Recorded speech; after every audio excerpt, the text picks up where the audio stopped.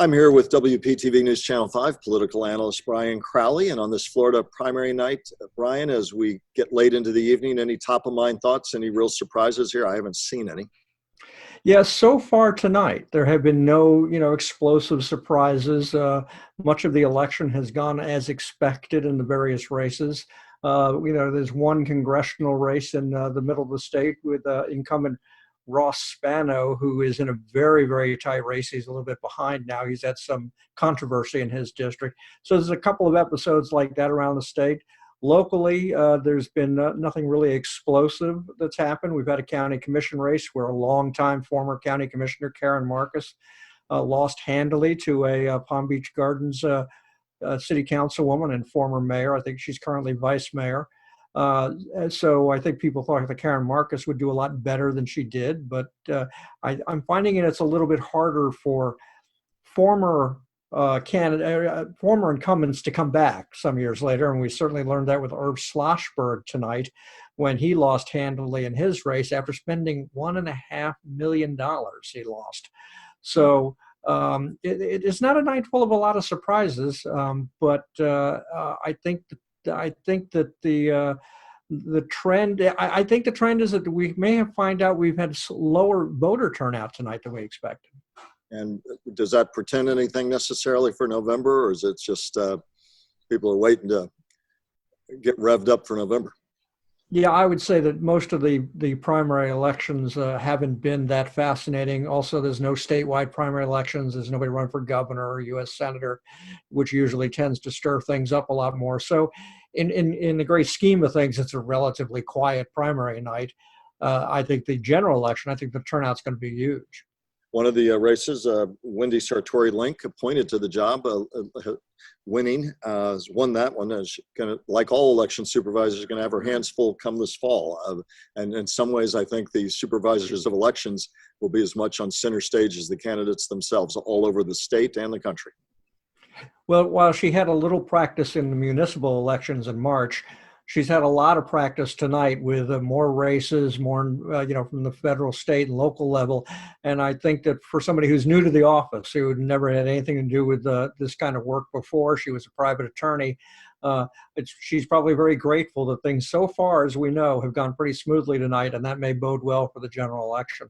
Alcee Hastings claiming a big and not unexpected win in Congressional District 20 that weaves through parts of Broward and Palm Beach County. He's been there since 1992. Beating his opponent, Sheila Sherfless McCormick, and District 21, Lois Frankel, overwhelming winner in her Democratic primary. On the Republican side, you've been intrigued by her prospective opponent in November, though, for Ms. Frankel. Yeah, Laura Loomer, who is 27 years old. Part of how she developed her reputation is that she was one of these people who would show up waving cameras and microphones in people's faces and screaming and ranting and raving and doing things with the intent of getting somebody stirred up enough where she could have a viral video. She got so carried away with doing that stuff that she eventually got banned by Facebook and Twitter, which of course she has now turned into a campaign issue, but she's still banned from Facebook and Twitter. But despite some of her extreme beliefs, she's managed to get a lot of support from mainstream Republicans, even right here in Palm Beach County. She raised over $1 million from people all over the country. So she's going to be a fascinating opponent for Lois Frankel, because I think she'll make every attempt to be in Lois's face and maybe even chase her down on the streets. But we'll see. Congressional District 18, Brian Mast, again, no surprise there, the strong incumbent on the Republican side, beating handily challenger Nick Vescio, former New York police sergeant. On the Democratic side, Pamela Keith, so to be a Mast Keith race, former naval JAG officer, a lawyer. She ran in the Democratic primary 4 years ago, lost, making a new bid, and will present herself as a fresh, diverse face for Congress in District 18, which covers Martin, St. Lucie, parts of Palm Beach County. Always an interesting race because it's not a huge advantage for Republicans or Democrats. Sometimes can be a bellwether. I mean, do you see it that way potentially? Well, and it might be interesting that with Kamala Harris in the race, is she going to help bring out more Black female voters? as well as Democratic women voters and independents. And since Pam Keith is a black woman, I'm wondering if there'll be a little pickup for her. She's run before and lost. But Brian Mast has been very careful in how he works in that district. He concentrates on local issues. He concentrates on algae blooms and the Lake Okeechobee and, battling with the sugar industry and all that. So, I think his concentration on local issues will help him. But, there's already been some really strong ads hitting at Brian Mast, and I think it was a taste of what he can expect in the general election. Brian, as we look to the general election, so much to wade through. You were on the political beat for decades, and never been a year like 2020, though. As you try to, again, to help frame what we'll be looking at, of course, we've got coronavirus, we've got the calls for racial justice and equality that will be a big part of the campaign. President Trump talking about a law and order campaign, the Democratic convention underway, the Republicans next week. Begin to try and just sort of frame for us in your closing thoughts where we are and how we sort of move toward November. Questions about mail-in voting. It's a year unlike any I can recall. I just curious for your thoughts.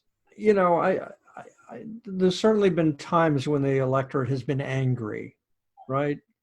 But I've never seen the kind of anger we have now. When you look at battling over wearing face masks, and it's not even a simple disagreement over whether or not you should or shouldn't, it becomes these angry confrontations. And just about every aspect of what people are doing now, if somebody's mad at somebody. And, how that's going to play out in the election is going to be interesting. And now we've almost guaranteed that no matter who wins, I'm not sure everybody's going to believe the results. So what does that do to us fundamentally as a democracy? And we need to sort of step back between now and the general election day. And maybe we need to remember 2000. Palm Beach County was the center of the hanging chads and the controversy with Al Gore and George Bush, and Florida became the deciding factor. And we got over it. It took a couple of months to just figure out who the president was, but we got through it. We wound up with a new president by 537 votes, and it worked. We need to keep that in mind. Brian, as always, appreciate your perspective. You'll be with us all the way through November.